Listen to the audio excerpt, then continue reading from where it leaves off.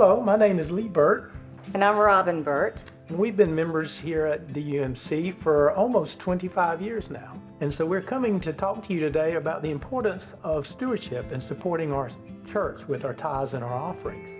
I can remember as a kid, when I went to church with my parents, I noticed that every time my father would write a check as the last thing he did before he walked out the door, and he would keep it right here in his upper pocket.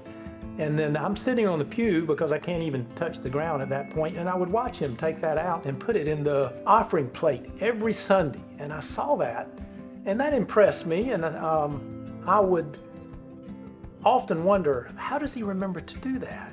And then after he passed, I was the executor of his estate, so I got to go through all the financials, and I started looking at his checkbook, and I'm going, oh my gosh, this man wrote a check to the church every Sunday of his entire life, because I saw the record of it.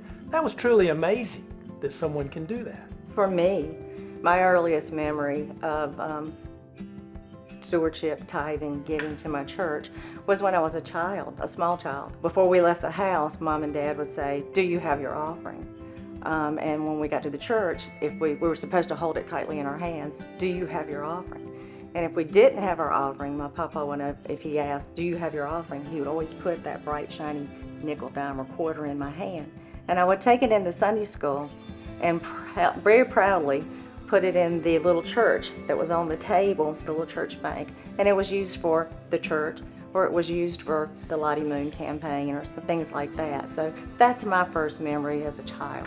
And we know statistically that only about 50% of the people that attend the church actually provide any financial support for their church. Now, this can be understandable. I can remember when we were young, we were trying to raise kids, pay for school, a car, a house. It's just overwhelming. And what you can do is difficult, it's hard, and you don't feel like you're accomplishing much for what little you can do.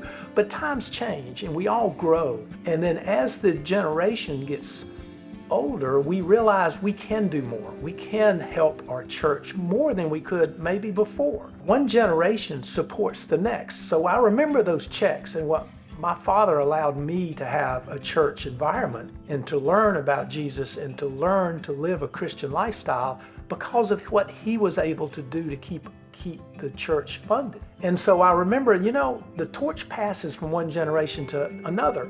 So it's now our time to think, what can we do in our situation to help our church function and move forward? As a member of the church, we worked on the committees. I'm with the liturgical arts. I've been in the music, and I've taught Sunday school, not here, but elsewhere. We've both been on the building committee to get this new facility. I think what I've learned with all of this is how much it actually takes to make this church function, to take care of the maintenance of the old buildings, to take care of this new building and see that it's up to par for not only our worship and our education, but also for our Christian fellowship and our community. So I think it's very important that we take the time to think about and prayerfully think about what we want to do with our stewardship. So please join us in considering how you can help the church during this stewardship campaign and make a pledge so that we too can make this generation and the next successful